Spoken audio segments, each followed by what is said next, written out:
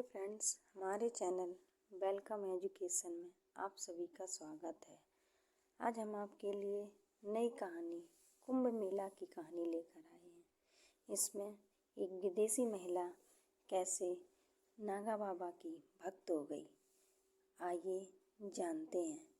कुंभ मेला कहानी के होने के साथ साथ धर्म से जोड़ने वाली धार्मिक कहानी भी है।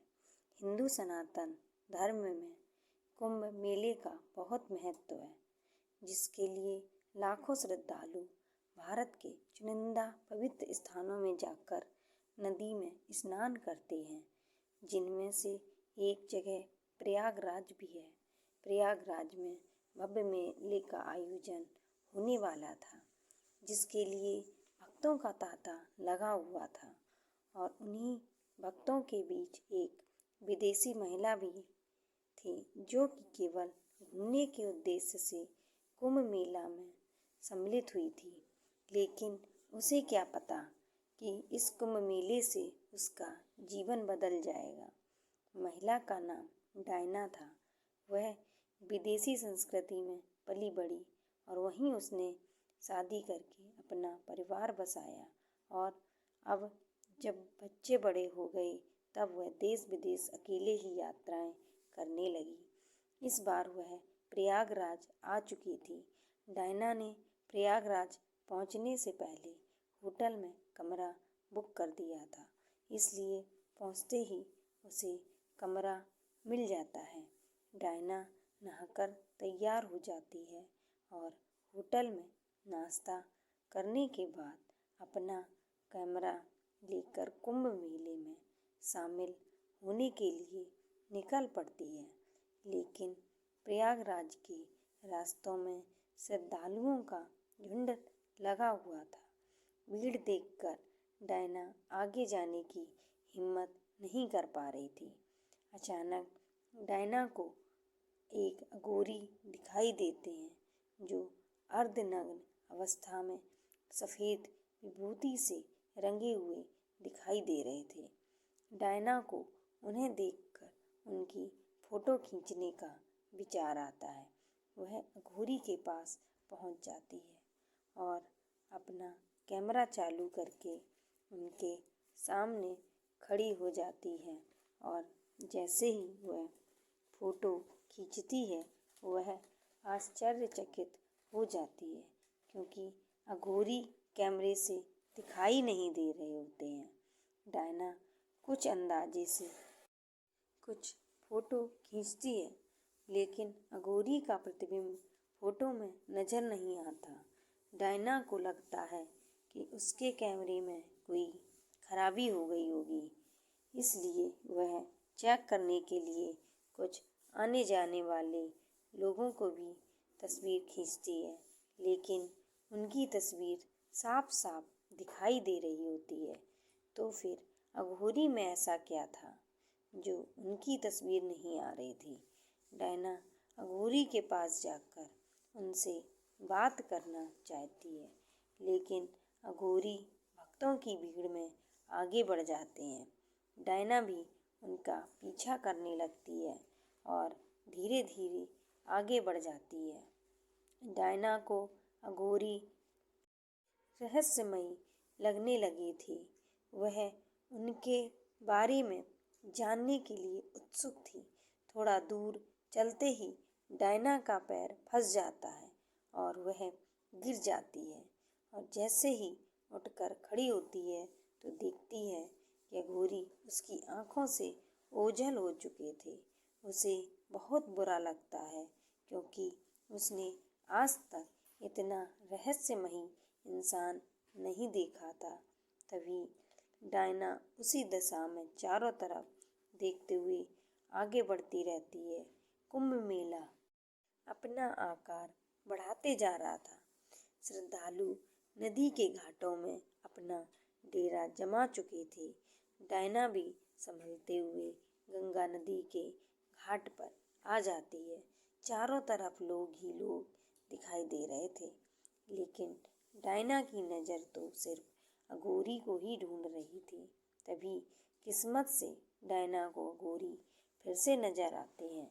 लेकिन वह नदी के दूसरी तरफ एक पत्थर पर बैठे हुए थे। डायना अपने बगल में खड़े एक व्यक्ति से अघोरी की तरफ इशारा करके कहती है कि वह बाबा वहाँ कैसे पहुँचे, लेकिन उस व्यक्ति को वहाँ कोई नजर नहीं आ रहा था। वह डायना को अनसुना करके वहाँ से चला जाता है। डायना नदी के दूसरी तरफ जाना चाहती थी, इसलिए वह एक नाव को किराए पर लेती है और उस पर बैठकर नदी के दूसरे किनारे पर पहुंच जाती है और उसी पत्थर के पास पहुंच जाती है जहां अघोरी बैठे हुए थे। अघोरी ने अपनी आंखें बंद कर रखी थी और ध्यान में मग्न थी। तभी डायना उनसे पूछती है, आप कौन हैं? आंखें खोलिए। अचानक अघोरी अपनी आंखें खोलते हैं और उन्हें देखते ही डायना डर जाती है, क्योंकि उनकी आंखें सुर्ख लाल दिखाई दे रही थी। आंखों में खून उतरा हुआ था और भ्रुकुटी तनी हुई थी। अघोरी ऊंचे स्वर में कहते हैं, तुम यहाँ से चली जाओ। वह अघोरी से बात करना चाहती थी, लेकिन वह हिम्मत नहीं जुटा पा रही थी। डायना के दिमाग में अघोरी को जानने की उथल पुथल चल रही थी। अघोरी अपने क्रोधी बर्ताव से डायना को दहशत दे चुके थे। डायना अघोरी के सामने बैठ जाती है और कहती है, जब तक आप अपने बारे में कुछ नहीं बताएंगे, मैं यहाँ से नहीं जाऊंगी। डायना की तीव्र इच्छा की वजह से अघोरी का हृदय परिवर्तन हो जाता है और वह डायना के सर में हाथ रखकर पल भर में उसे अपने बारे में सब कुछ बता देते हैं। डायना आंखें खोलती है और वह शून्य हो जाती है। उसे अपनी जिंदगी की सभी बातें तुच्छ लगने लगती हैं। उसने जो जीवन जिया था वह किसी जानवर की तरह नजर आने लगता है, क्योंकि डायना सत्य को समझ चुकी थी। डायना ने अघोरी की शक्ति से देख लिया था कि और भी खूबसूरत जीवन है जिससे हम वंचित हैं, और अब डायना भी वह पाना चाहती थी। डायना अघोरी के पैरों में गिर जाती है और उन्हें कहती है, आप मुझे भी अपनी तरह बना दीजिए। अघोरी कहते हैं, नामुमकिन, यह साधना महिलाओं के लिए नहीं है और इसमें अपने जीवन को त्याग कर सत्य के मार्ग को अपनाना पड़ता है, जिसमें सांसारिक जीवन से जुड़ी हुई विषय वस्तु से सारे रिश्ते खत्म करने होते हैं। क्या तुम इतना त्याग कर सकोगी? डायना मन बना चुकी थी कि वह अब अघोरी की तरह ही जीवन जिएगी। इसीलिए वह पूरे आत्मविश्वास से अघोरी की शिष्या बनने को तैयार हो जाती है। अघोरी कोई इंसान नहीं बल्कि एक शक्ति थी। वह किसी भी वातावरण में रहने के में सक्षम थी, लेकिन डायना तो एक साधारण महिला है।